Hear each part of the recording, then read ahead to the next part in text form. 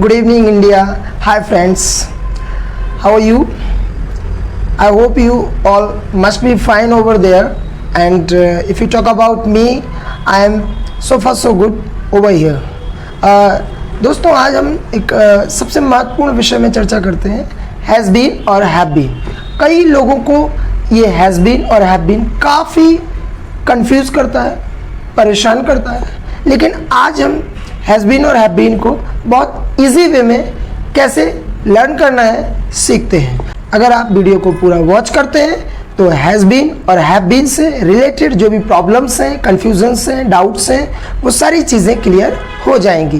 दोस्तों जब हम कभी अचानक बिना पर्पस के किसी के घर घूमने चले जाते हैं और हम देखते हैं कि सामने वाला कैंडिडेट सब्जी काट रहा है, कोई अनियन छील रहा है या फिर कई लोग चिली काट रहे हैं, मतलब हम लोग ऐसी कंडीशन को देखकर यही बोलते हैं अक्सर कि खाना बन रहा है। तो इस सेंटेंस को सुनकर आपके दिमाग में एक चीज़ ज़रूर जा रही होगी कि मैंने जो बोला है उसमें मैंने ये बिल्कुल भी जिक्र नहीं किया है कि खाना कौन बना रहा है, आप बना रहे हैं, मैं बना रहा हूँ या मम्मी बना रही हैं, कौन बना रहा है। सीधा मैंने सेंटेंस बोला खाना बन रहा है, मीन्स ऐसा काम हो रहा है। और जब भी हम इस तरीके के सेंटेंसेस बोलते हैं कि ऐसा हो रहा है, तो ऐसी सिचुएशन में हम एक ग्रामर का बहुत महत्वपूर्ण स्ट्रक्चर फॉलो करते हैं, इट इज़ बीइंग डन। यहाँ पर दोस्त इट वो काम है जो हो रहा है, और ऑलरेडी हम जानते हैं कि ही, शी, इट और किसी व्यक्ति के नाम के साथ इसका रूल फॉलो करते हैं, इसीलिए मैंने यहाँ पर इट इज़ फॉलो किया है। और इसके बाद दोस्त एक कंडीशन रहती है कि अगर हम एक्शन यूज़ करते हैं तो उसके साथ हमें आईएनजी का रूल फॉलो करना होता है। तो यहाँ पर मैंने बी के साथ आईएनजी को फॉलो किया।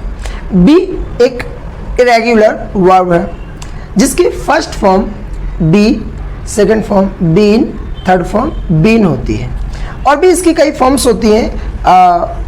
प्रेजेंट में अगर देखा जाए तो बी की first form is, am, are, ये तीनों होती हैं, लेकिन अलग अलग कंडीशंस में इसको यूज़ किया जाता है।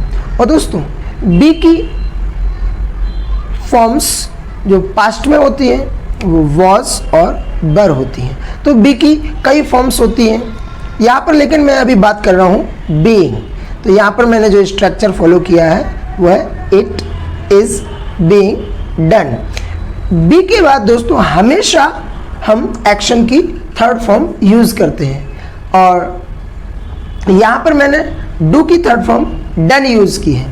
तो पूरा जो स्ट्रक्चर है हमारा वो एक बार फिर से हम समझ लेते हैं, इट इज़ बीइंग डन। अब हमने बात की है कि खाना बन रहा है, तो खाना अपने आप तो बनेगा नहीं कि आलू अपने आप कटने लगेंगे, टमाटर अपने आप कटने लगेंगे, ऐसा तो होगा नहीं। गैस अपने आप लाइट हो जाए, चिली अपने आप कट हो जाए, ऐसा नहीं होता। लेकिन हम फिर भी बोल रहे हैं खाना बन रहा है। तो दोस्तों जब हमें बोलना हो कि ऐसा काम हो रहा है, तो इस कंडीशन में जो काम हो रहा है सबसे पहले उसका नाम बोलते हैं। अब यहाँ पर क्या हो रहा है, खाना बन रहा है, तो हम बोल सकते हैं फूड इज़, और फूड हमेशा सिंगुलर होता है, कभी हम फूड्स नहीं बोलते हैं। गलती से आप भी कभी फूड्स मत बोलिएगा, फूड सिंगुलर नाउन है, तो प्लीज़ आप फूड को फूड ही रहने दें, फूड्स मत कीजिएगा। अगर आप ऐसा करते हैं तो ग्रामर के अनुसार यू मे बी रॉन्ग, तो फूड को फूड ही रहने दें। चलिए हम अपने टॉपिक पर डिस्कस करते हैं। Food is being. अब दोस्तों जो जहाँ पर मैंने डन यूज़ किया था, यहाँ पर हम मेक की थर्ड फॉर्म मेड यूज़ करेंगे, क्योंकि खाना बनाने को हम मेक बोलते हैं। तो यहाँ पर जब हम पूरा सेंटेंस बनाएंगे तो बनेगा फूड इज़ बीइंग मेड। दोस्तों मेरे पास एक कार है, आई हैव अ कार। ये जो मैंने सेंटेंस बोला है आई हैव अ कार, ये सेंटेंस अमेरिकन है। कोई चीज़ जो हमारे पास होती है और हम बताना चाहते हैं कि ये चीज़ मेरे पास है, जैसे मुझे बोलना हो कि मेरे पास एक वॉच है। वैसे आप ये सारी चीज़ें प्रीवियस क्लासेस में सीख चुके हैं, लेकिन कुछ चीज़ें एडवांस क्लासेस में आपको नहीं मिलेंगी। नए सेंटेंसेस मिलेंगे, नई ग्रामर मिलेगी, नई वोकैबुलरी मिलेगी। और मेरे वीडियोस में तो आपको मैं इतना श्योरली बोल सकता हूँ कि डेली आपको वोकैबुलरी तो बहुत अच्छा मिलेगा। एक sound vocabulary you will get in my videos. And if you talk about grammar, 100% you will receive all the grammatical structures during my videos। तो डियर, हम बात कर रहे थे अभी यहाँ पर कि मेरे पास एक वॉच। अगर मुझे अमेरिकन इंग्लिश में ये सेंटेंस बोलना है कि मेरे पास वॉच है, तो इसको मैं सिंपल वे में बोल सकता हूँ, I have a watch. American English में एक्चुअली ज़्यादातर ग्रामर को फॉलो नहीं किया जाता है, वो लोग ग्रामर पर इतना फोकस नहीं करते हैं। जो उन्हें सेंटेंस समझ में आता है, कंडीशन समझ में आती है और वो उसको बोल देते हैं। लेकिन दोस्तों, ब्रिटिश की बात करें हम, ब्रिटिश इंग्लिश की, तो अगर मुझे ये बोलना है कि मेरे पास एक वॉच है, अब ब्रिटिश इंग्लिश में हम कोई भी चीज़ जब बताना चाहते हैं कि ये चीज़ हमारे पास है, तो हम हैव गॉट के साथ बता देते हैं। यहाँ पर मुझे बोलना है कि मेरे पास एक वॉच है, तो यहाँ पर मैं बोल सकता हूँ I have got a watch. दोस्तों, ये दोनों ही सेंटेंसेस अलग अलग हैं, लेकिन दोनों के मीनिंग्स इक्वल है, सेम है, इसमें कोई डिफरेंस नहीं है। तो पहला सेंटेंस जो मैंने बोला था, आई हैव अ वॉच, ये सेंटेंस अमेरिकन इंग्लिश का है और अमेरिकन इंग्लिश में इस तरीके से बोलते हैं। लेकिन ब्रिटिश इंग्लिश में जब मैंने बोला कि मेरे पास वॉच है, तो I have got a watch, ये जो सेंटेंस है ये ब्रिटिश इंग्लिश है। तो दोनों में इतना सा फर्क है कि ब्रिटिश इंग्लिश में जब हम बात करते हैं तो ग्रामर को फॉलो करते हैं, और ब्रिटिश इंग्लिश में यहाँ पर ग्रामर की क्या बात है, चलिए डिस्कस करते हैं। हैव के साथ ऑलरेडी हम जानते हैं कि एक्शन की थर्ड फॉर्म यूज करते हैं। किसी चीज़ को प्राप्त करना, get, second form got, third form got. और हैव के साथ जो अभी मैंने यहाँ पर यूज़ किया है, I have got a watch, तो हैव के बाद जो गॉट है वो एक्शन की कौन सी फॉर्म है, थर्ड फॉर्म। तो यहाँ पर हम ब्रिटिश रूल को फॉलो कर रहे हैं। लेकिन दोस्तों, अगर आप बात करें कि सर दोनों में से कौन सा सेंटेंस आप बोलें या अपनी कॉन्वर्सेशन में यूज़ करें, तो डियर, जहाँ पर आप कंफर्टेबल हो, जैसा आप बोलना चाहते हैं, आप इसको वैसा फॉलो कर सकते हैं। अगर आपको लग रहा है कि अमेरिकन इंग्लिश यूज़ करना है, तो आप अमेरिकन इंग्लिश यूज़ कर सकते हैं। आप चाहते हैं कि आप ब्रिटिश इंग्लिश को फॉलो करना चाहते हैं, तो आप ब्रिटिश इंग्लिश को भी फॉलो कर सकते हैं। अब हम यहाँ पर बात कर रहे हैं कि मेरे पास कार है, आई हैव अ कार। और अगर मुझे बोलना है ब्रिटिश में कि ये मेरे पास कार है, तो मैं यहाँ पर बोल सकता हूँ I have got a car. दोस्तों, इस कार को लेकर मैं सर्विस सेंटर गया कि मुझे कार वॉश करवाना है। कार धोने को बोलते हैं वॉश द कार। जैसे ही मैं सर्विस सेंटर के पास गया, वहाँ पर सर्विसमैन ने मुझसे पूछा, सर क्या काम है? तो मैंने उसको बोला मुझे कार वॉश करवाना है। और उसने बोला कि सर इसको कुछ देर के लिए यहाँ पर छोड़ दीजिए। डे टाइम था, मैं वहाँ पर पहुँचा तो उसने बोला मुझे, सर इसको इवनिंग में लेने आइएगा। मैंने कहा ठीक है, इट्स ओके। जैसे मैं वहाँ पर पहुँचा तो मैंने उससे पूछा, भाई मेरी कार का क्या हुआ, व्हाट अबाउट माई कार। दोस्तों, जब किसी विषय के बारे में आप ऑलरेडी जानते हैं कि यहाँ पर ऐसा काम होता है या आप कार के लिए यहाँ पर आए हैं, तो आप वहाँ पर इस टाइप से एक सेंटेंस बोल सकते हैं कि जैसे मैंने अभी यूज़ किया, व्हाट अबाउट माई कार। अगर आपको किसी से पैसे लेना है और आप 2 दिन पहले उसको बोल चुके हैं कि भाई मुझे पैसे रिटर्न कर देना, और 2 दिन बाद फिर आप उससे कहते हैं भाई मेरे पैसे का क्या हुआ, तो आप बोल सकते हैं यहाँ पर व्हाट अबाउट माई मनी या अमाउंट। इस तरीके से आप इस सेंटेंस का यूज़ कर सकते हैं। अगर आप जॉब कर रहे हो और आपको 5 तारीख तक सैलरी नहीं मिली है, तो ये बात आप अपने बॉस से भी कह सकते हैं, सर मेरी सैलरी का क्या हुआ, व्हाट अबाउट माय सैलरी। तो ये सेंटेंस ऐसा नहीं है कि आप इसको रटें या फिर आप इसको ऐसा समझें कि इसको एक ही जगह यूज़ कर सकते हैं, ऐसा कुछ भी नहीं है। इसको आप कई जगहों पर यूज़ कर सकते हैं। तो मैंने उससे बोला sir what about my car, तो उसने फिर मुझे बोला कि सर वो देखिए आपकी कार वॉश हो रही है। अब कार को कौन वॉश कर रहा है, उसने ये नहीं बोला, उसने सीधा बोला आपकी कार वॉश हो रही है, मीन्स कार वॉश हो रही है। अब काम किस पर हो रहा है, कार पर। चलिए तो हम एक बार फिर से उसी स्ट्रक्चर को फॉलो करते हैं ग्रामर के, इट इज बीइंग डन। अब यहाँ पर काम किस पर हो रहा है, कार पर, तो बोले कार एक है तो यहाँ पर इसको फॉलो करेंगे, कार इज एमआर का रूल क्या कहता है, आईएनजी लगाना है, मीन्स बी में जो है वो आईएनजी का यूज करेंगे हम, तो कार इज बीइंग। अब यहाँ पर डन की जगह हम वॉश की थर्ड फॉर्म यूज करेंगे, वॉश वॉश्ड वॉश्ड, तो एक्शन की थर्ड फॉर्म यूज कर रहे हैं, तो वॉश की थर्ड फॉर्म वॉश्ड, तो यहाँ पर हम बोल सकते हैं कार इज बीइंग वॉश्ड।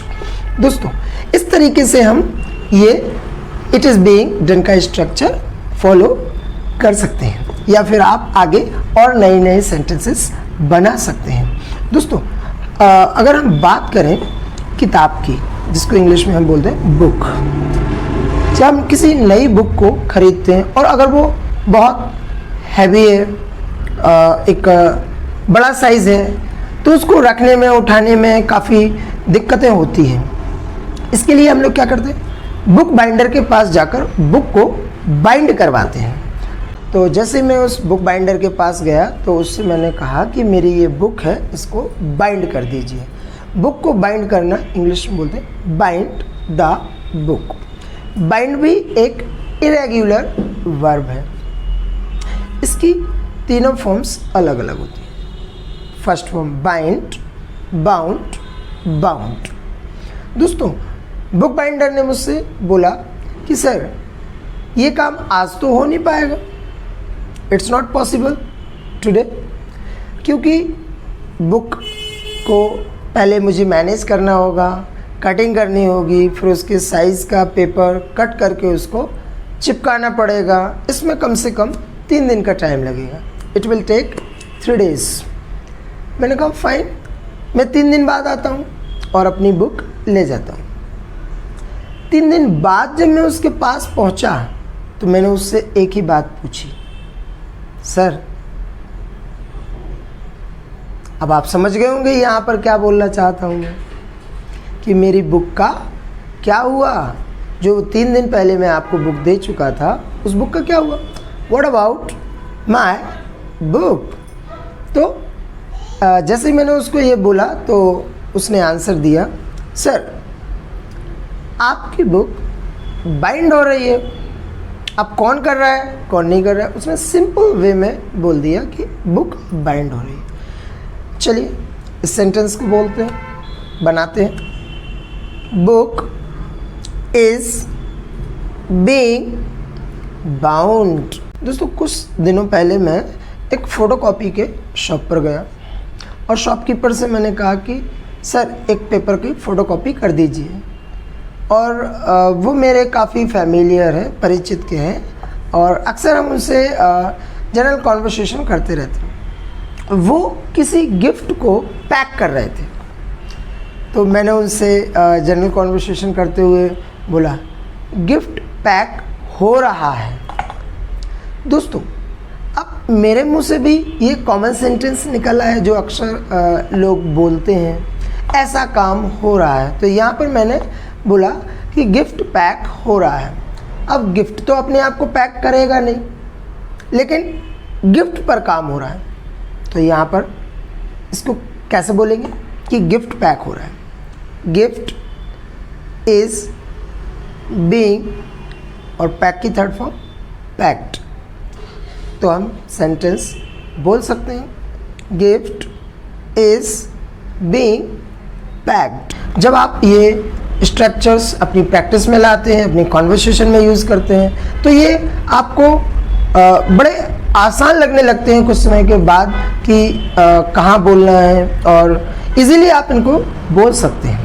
लेकिन इसके लिए आपको एक अच्छी खासी प्रैक्टिस की ज़रूरत है, और ये बात तो आप जानते हैं कि practice makes a man perfect. अगर आप जितना ज़्यादा प्रैक्टिस करेंगे उतना ज़्यादा परफेक्शन आपके काम में दिखाई देगा। दिवाली के टाइम पे अक्सर देखा होगा आपने कि जब हम पड़ोसी के घर पर जाते हैं और देखते हैं कि उनके रूम में पेंटिंग हो रही है, तो हम उनसे सीधा सीधा सवाल बोलते हैं या उनसे डिस्कस करते हैं, रूम पेंट हो रहा है।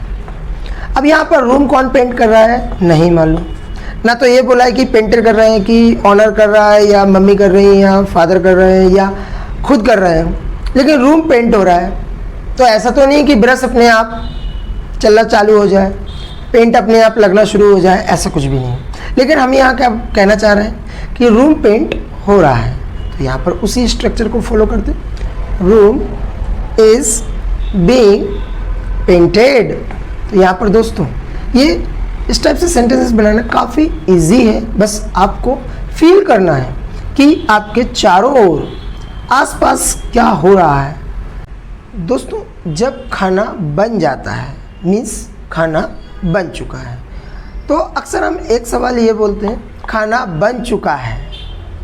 और जब हम ऐसी बात बोलते हैं कि खाना बन चुका है, तो हम इस विषय पे चर्चा नहीं करते हैं खाना किसने बनाया, लेकिन हम सीधा सीधा सवाल बोलते हैं कि खाना बन चुका है। अब अगर हमें ये बोलना है कि खाना बन चुका है, तो इस सेंटेंस को कैसे बोलेंगे? जब कोई काम हो चुका है, तो ऑलरेडी प्रीवियस क्लासेस में हम सीख चुके हैं कि जब कोई काम हो चुका है तो उसके लिए हम हैज़ और हैव का यूज़ करते हैं। लेकिन यहाँ पर हमने ये शो नहीं किया कि काम किसने किया है, हम ये बताना चाहते हैं कि ऐसा काम हो चुका है, खाना बनाने वाला काम पूरा हो चुका है, मतलब खाना बन चुका है। तो जब कोई काम हो चुका हो तो उसके लिए हम हैज़ बीन का रूल फॉलो करते हैं। अब यहाँ पर हम बात कर रहे हैं खाने की, तो कैसे बोलेंगे कि खाना बन चुका है, फूड। अब इसके बाद काम हो चुका है तो हैज़ बीन का यूज़ करेंगे, तो हम बोल सकते हैं फूड हैज़ बीन मेड। तो दोस्तों ऐसा काम हो चुका है के लिए हैज़ बीन का यूज़ करते हैं। अब अगर हम बात करते हैं कि मेरी कार वॉश हो चुकी है, जब हो रही थी वो एक अलग कंडीशन थी, लेकिन अब कार को वॉश करके उसको साइड में रख दिया है, इसका मतलब कि कार वॉश हो चुकी है। और काम किस पर हुआ? अब यहाँ पर कार पर काम हुआ है। अब मुझे ये बोलना है कि कार वॉश हो चुकी है, ऐसा काम हो चुका है, तो यहाँ पर हम बोल सकते हैं कार हैज़ बीन वॉश्ड। और दोस्तों अगर हम बात करें बुक की बुक पर अभी हम बाइंडिंग करवाने के लिए गए थे, बुक को बाइंड करके साइड में रख दिया गया है। जैसे मैं वहाँ पहुँचा, उससे मैंने बुक के बारे में पूछा, तो उसने कहा आपकी बुक बाइंड हो चुकी है, बुक हैज़ बीन। अब बाइंड की कौन सी फॉर्म यूज़ करेंगे यहाँ पर? Third form. और थर्ड फॉर्म क्या होती है बाइंड की? बाउंड। तो यहाँ पर हम सेंटेंस में बोल सकते हैं बुक हैज़ बीन बाउंड। इस तरीके से दोस्तों हम अपने ये ग्रामर के सबसे महत्वपूर्ण स्ट्रक्चर हैज़ बीन को फॉलो कर सकते हैं। ये काफ़ी इजी वे है हैज़ बीन को यूज़ करने का। अगर आप इस टाइप से सेंटेंसेस बनाते हैं तो मैं श्योरली आपको बोल सकता हूँ कि like you can enjoy your conversation, you can enjoy your English, you can enjoy your practice. दोस्तों सुबह मैं अपने अंकल के घर गया और मैंने देखा कि वहाँ पर कपड़े धुल रहे थे, तो मैंने कुछ भी नहीं देखा, किसी से कोई बात नहीं की, मैंने डायरेक्ट अपनी आंटी को बोला कि कपड़े धुल रहे हैं। अब दोस्तों हम बात कर रहे हैं ऐसे काम की जो बहुत सारे हैं। अब यहाँ पर कपड़ा कोई एक तो वॉश करता नहीं, कि कोई अकेला शर्ट वॉश कर रहा हो, कोई अकेला पैंट्स वॉश कर रहा हो। कपड़े जब हम धोते हैं 2 या 4 साथ में धोते हैं, तो जो कपड़े हैं उनको बोलते हैं क्लोथ्स। तो मैंने सीधा बोला कपड़े धुल रहे हैं। अब हम ग्रामर के उसी स्ट्रक्चर को फॉलो करते हैं, इट इज बीइंग डन। लेकिन दोस्तों अब यहाँ पर थोड़ा सा चेंज आपको करना होगा। अभी हम बात कर रहे थे किसी एक काम की, जैसे खाना बन रहा है, कार वॉश हो रही है, बुक बाइंड हो रही है। तो इसमें जो वर्क था वो सिंगुलर था, लेकिन यहाँ पर हम वर्क की बात कर रहे हैं, लेकिन वर्क यहाँ पर प्लूरल है। जो हमारा सब्जेक्ट है वो प्लूरल है। और जब हम प्लूरल सब्जेक्ट की बात करते हैं, प्लूरल मतलब 2 या 2 से ज़्यादा। और प्लूरल सब्जेक्ट की जब हम बात करते हैं तो उसके साथ इसकी जगह हम आर का यूज़ करते हैं। तो यहाँ पर हम कपड़े धोने की बात कर रहे हैं कि कपड़े धुल रहे हैं, और कपड़ों को हम इंग्लिश में बोलते हैं क्लोथ्स। तो क्लोथ्स के बाद इसकी जगह हमें आर का यूज़ करना होगा। तो यहाँ पर हम बोल सकते हैं क्लोथ्स आर बीइंग वॉश्ड। तो मैंने अपनी आंटी को यही सेंटेंस बोला कि कपड़े धुल रहे हैं, क्लोथ्स आर बीइंग वॉश्ड। दोस्तों कुछ समय पहले हमारे घर पर मेरी बहन की शादी थी। उसकी शादी के कार्ड्स की रिस्पॉन्सिबिलिटी मुझे दी गई कि कार्ड्स में आपको नाम लिखना है, उसको प्रिंट करवाना है, कितने कार्ड्स प्रिंट करवाना है, ये सारी रिस्पॉन्सिबिलिटी मुझे दी गई। मैं एक प्रिंटिंग प्रेस पर गया और मैंने उससे बोला अंकल 500 कार्ड्स प्रिंट होना है। उन्होंने कहा ठीक है, आप नाम और एड्रेस वगैरह ये सारी चीज़ें दे दीजिए और क्या क्या उसमें लिखना है ये बता दीजिए। मैंने कहा इट्स ओके। मैंने उनको पूरा एक डाटा दिया और उन्होंने ले लिया और उसको प्रिंट करना शुरू कर दिया। सबसे पहले उन्होंने उसको टाइप किया। दोस्तों उन्होंने सीधा मुझसे बोला कि ये कार्ड्स कम से कम 10 दिन में प्रिंट होंगे। मैंने कहा चलो ठीक है, 10 दिन बाद आते हैं। कार्ड्स को प्रिंट करना, प्रिंट द कार्ड्स। दोस्तों 10 दिन के बाद जब मैं वहाँ पहुँचा तो मैंने उनसे यही बोला अंकल मेरे कार्ड्स का क्या हुआ, व्हाट अबाउट माय कार्ड्स। तो फिर उन्होंने बोला कि वो देखो मशीन में आपके कार्ड्स प्रिंट हो रहे हैं। अब दोस्तों ऐसा काम हो रहा है, कार्ड्स प्रिंट हो रहे हैं। तो कोई एक कार्ड तो है नहीं, यहाँ पर तो मैंने उनके लिए 500 कार्ड्स का ऑर्डर दिया था। तो कार्ड्स प्रिंट हो रहे हैं, इस बात को बोलना है तो कैसे बोलेंगे, कार्ड्स आर। यहाँ पर एक चीज़ का दोस्तों ध्यान रखिएगा, अक्सर लोग एक मिस्टेक करते हैं और वो भी काफ़ी कॉमन मिस्टेक, इसका यूज़ कर देते हैं जबकि कार्ड्स प्लूरल सब्जेक्ट है और प्लूरल सब्जेक्ट के साथ हम प्लूरल हेल्पिंग वर्ब का यूज़ करते हैं। तो यहाँ पर इसकी जगह आर का यूज़ करना है, इस चीज़ को आप दिमाग में रखिएगा। तो अगर हमें बोलना है कार्ड्स प्रिंट हो रहे हैं तो कैसे बोलेंगे, कार्ड्स आर बीइंग प्रिंटेड। और दोस्तों मैंने बोला कितना टाइम लगेगा उनसे, तो उन्होंने बोला लगभग 2-3 घंटे, क्योंकि वो प्रिंट होने के बाद सूखेंगे भी। मैंने कहा हाँ ये भी बात सही है। तो उन्होंने कहा कि आप शाम को आ जाइए। तो जैसे ही मैंने कहा कि ठीक है मैं शाम को आता हूँ, और मैं शाम को लगभग 6 बजे वहाँ पर पहुँचा। फिर मैंने उनसे एक बार फिर से पूछा कि uncle what about my cards. तो उन्होंने कहा आपके कार्ड्स प्रिंट हो चुके हैं, मतलब कार्ड्स प्रिंट होने वाला काम हो चुका है। अब दोस्तों अभी कुछ समय पहले मैंने आपको बताया था कि कोई काम जो हो चुका है, जैसे खाना बन चुका है, तो उसके लिए हमने हैज़ बीन का यूज़ किया था, और हैज़ बीन के बाद एक्शन की थर्ड फॉर्म। अब यहाँ पर हम बात कर रहे हैं कार्ड्स की। तो कार्ड्स सिंगुलर नहीं है, मैं फिर आपको एक बार याद दिला रहा हूँ, कार्ड्स प्लूरल है, बहुत सारे हैं। तो अब यहाँ पर हम ग्रामर के स्ट्रक्चर हैव बीन को फॉलो करेंगे। और जहाँ पर भी हम बी की बात करते हैं, बीन की बात करते हैं, तो एक्शन की थर्ड फॉर्म यूज़ करते हैं। तो अगर हमें बोलना है कि कार्ड्स प्रिंट हो चुके हैं, तो यहाँ पर हम बोल सकते हैं कार्ड्स काम हो चुका है, तो उसके लिए हम हैव बीन का यूज़ करेंगे। Cards have been printed. दोस्तों मेरा एक फ्रेंड है ऋषि शरण सोनी, वो आजकल टीचर का जॉब कर रहे हैं, मीन्स गवर्नमेंट टीचर बन चुके हैं। अगर ये बात सुनकर अच्छा लगा तो आप बोल सकते हैं इट साउंड्स गुड। और कोई बात आपको सुनकर बहुत अच्छी लगे तो आप गुड की जगह ग्रेट वर्ड भी यूज़ कर सकते हैं। तो यहाँ पर हम बोल सकते हैं इट साउंड्स ग्रेट। दोस्तों 15 अगस्त पर मैं उनके स्कूल में गया और मैंने देखा कि वहाँ पर लड्डू बट रहे थे, और किसी चीज़ को बांटने को इंग्लिश में बोलते हैं डिस्ट्रीब्यूट। तो मैंने अपने फ्रेंड को डायरेक्ट बोला लड्डू बट रहे हैं। अब लड्डू कौन बांट रहा है कौन नहीं बांट रहा है इससे कोई लेना देना नहीं, मैंने सीधा बोला लड्डू बट रहे हैं। अब लड्डू एक तो है नहीं, बहुत सारे लड्डू हैं, बहुत सारे स्टूडेंट्स हैं, अगर एक एक भी दिया जाएगा तो बहुत सारे लड्डूस बटेंगे। तो मैंने उनको सीधा बोला लड्डूस बट रहे हैं। इस बात को अगर मुझे इंग्लिश में बोला है ऐसा काम हो रहा है, लड्डू बटने वाला काम हो रहा है, तो इसको कैसे बोलेंगे लड्डूस।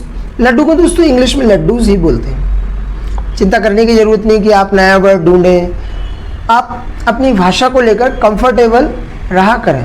और देखो ये लड्डू जो है वो इंडियन डिश है, और इंडियन डिश हम इंडिया के नाम से बोलते हैं, मीन्स इन द सेंस जो नाम इंडिया में हम यूज़ करते हैं उसको उसी नाम से इंग्लिश में बोलते हैं। उसके लिए कोई अलग से वर्ड ढूंढने की आवश्यकता नहीं है। हाँ, अगर ये laddu word America, Britain, Japan, UK, Canada, Russia से आता तो उसका कोई और नाम होता, लेकिन ये इंडियन स्वीट डिश है, तो यहाँ पर हम लड्डू को लड्डू नाम से पुकार सकते हैं या यूज़ कर सकते हैं। लड्डूस डिस्ट्रीब्यूट हो रहे हैं, तो कैसे बोलेंगे लड्डूस। अब यहाँ पर हम किसको फॉलो करेंगे, इसको या आर को। आर को क्यों, लड्डू यहाँ पर प्लूरल है, तो हम पूरा सेंटेंस कैसे बनाएंगे लड्डूस आर बीइंग डिस्ट्रीब्यूटेड। दोस्तों आधा घंटे के अंदर मैंने देखा कि लड्डू गायब, इन द सेंस बटने के बाद जितने लोगों को वो दिए गए थे सभी लोगों ने अपने अपने लड्डू खा लिए, और जिसने लड्डू बांटे वो हमारे फ्रेंड के पास आया और उसने बोला कि लड्डू बांटने वाला काम हो चुका है, मतलब सारे लड्डूस डिस्ट्रीब्यूट हो चुके हैं, अब लड्डू बंटने वाला काम खत्म हो चुका है। तो यहाँ पर अगर मुझे ये बोलना है कि ऐसा काम हो गया, लड्डू बट गए, इस सेंटेंस को इंग्लिश में बोलना है तो कैसे बोलेंगे लड्डूस काम हो चुका है। तो दो ही चीज़ें फॉलो करते हैं जब काम हो चुका होता है, हैज़ बीन या हैव बीन। लेकिन यहाँ पर हम किसको फॉलो करेंगे हैव बीन को, क्यों, क्योंकि लड्डूस क्या है प्लूरल सब्जेक्ट है, इसलिए हम हैव बीन को फॉलो करेंगे। तो यहाँ पर हम बोल सकते हैं लड्डूस हैव बीन डिस्ट्रीब्यूटेड। दोस्तों आजकल इवनिंग में थोड़ी सी ठंड बढ़ जाती है, और इवनिंग में हम सभी फ्रेंड्स मिलकर के चाय पीने निकल जाते हैं, और आज शाम को भी हम चाय पीने जाएंगे। कल दोस्तों हम जैसे चाय पीने गए और मेरी समोसा खाने की इच्छा हुई, तो मैंने टी मेकर से बोला भाई एक एक समोसा दे दीजिए। तो उसने बोला सर समोसा ख़त्म हो चुका है, चाय चलेगी। अब यहाँ पर मैं उससे बात कर रहा था समोसे के विषय में, लेकिन वो मुझसे क्या कह रहा है, उसने क्या कहा कि सर समोसा नहीं है, देयर इज़ नो समोसा, या समोसा खत्म हो गया। तो हम यहाँ पर ये भी बोल सकते हैं समोसा इज़ ओवर। जो चीज़ खत्म हो जाती है ओवर का वर्ड यूज़ करके आप उस सेंटेंस को कंप्लीट कर सकते हैं। तो फिर उसने मुझसे बोला चाय चलेगी क्या, चाय चलेगी। कभी कभी अक्सर हम अपने कॉन्वर्सेशन में इस टाइप से कई सेंटेंसेस यूज़ कर लेते हैं कि ये चलेगा क्या। तो उसने इंग्लिश बोलते हुए ग्रामर के एक बहुत अच्छे ब्यूटीफुल सेंटेंस को यूज़ किया, चाय चलेगी क्या। T will do. दोस्तों, जब हम कभी किसी रेस्टोरेंट में अपनी फैमिली के साथ डाइन आउट करने जाते हैं और हम अपने डिनर को ऑर्डर करते हैं, उन्हें ऑर्डर्स देते हैं, तो जैसे हमने ऑर्डर दिया पनीर कुलचा और उस टाइम पर अगर पनीर कुलचा अवेलेबल नहीं है या ओवर हो चुका है, तो फिर वो हमसे रिक्वेस्ट करते हैं, sir paneer kulcha is not there, chole bhature चलेंगे क्या? छोले भटूरे चलेंगे क्या? अब अगर हमें ये चीज़ इंग्लिश में बोलना है कि ये चीज़ चलेगी, तो इसको हम कैसे बोलेंगे? It will do. कैसे बोलेंगे? It will do. तो यही उसने बोला, सर छोले भटूरे चलेंगे क्या? Chole bhature will do.